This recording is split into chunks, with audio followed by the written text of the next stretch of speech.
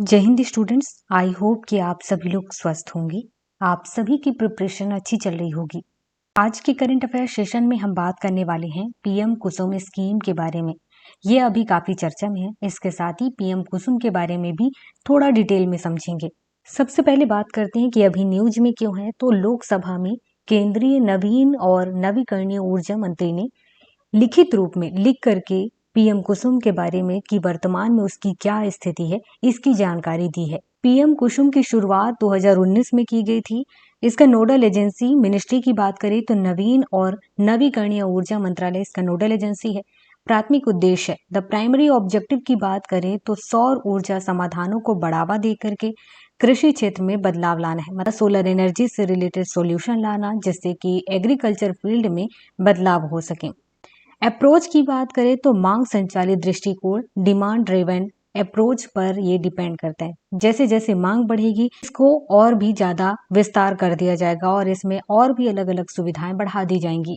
अब बात करते हैं पीएम कुसुम के टारगेट के बारे में। इसका क्या टारगेट है? तो टारगेट है 31 मार्च 2026 तक। तब तक 30.8 गीगावाट की सौर ऊर्जा क्षमता या कैपेसिटी हासिल करना इसका सबसे पहला टारगेट है। बात करते हैं पर्पस के बारे में कि पीएम कुसुम का पर्पस क्या है। तो सबसे पहला पर्पस है कि जो डीजल पर डिपेंडेंस है उसको हमको कम करना होगा। दूसरा ये है कि सौर पंप के जो यूज हैं उन्हीं के माध्यम से सिंचाई के कॉस्ट को कम करना है। मतलब ये है कि सोलर पंप यूज करेंगे तो उससे क्या होगा कि जो अलग से पंप खरीदा जाता है बिजली वाला, तो वहां पर उसका कॉस्ट और इसके कॉस्ट में जमीन आसमान का अंतर है।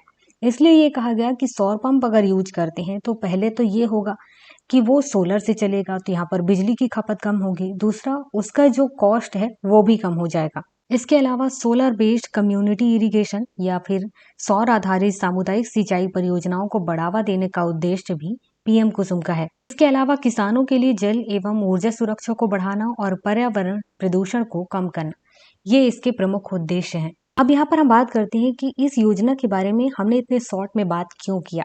वो इस वजह से कि अगर आप सिविल सर्विस एग्जाम में आंसर करते हैं तो वहां पर डायरेक्ट पीएम कुसुम के नाम से क्वेश्चन आए, ये बहुत कम संभावना है। हाँ, ये है कि कृषि के क्षेत्र में सरकार ने कौन कौन से प्रयास किए हैं उनमें से आप पीएम कुसुम के बारे में जब आंसर करेंगे तो कुछ लाइनें वहां पर लिखनी होंगी। और ये इंपॉर्टेंट फैक्ट्स जिनमें आपको टारगेट बताना होगा, नोडल एजेंसी कब से शुरू हुआ, ये तो बताएंगे ही।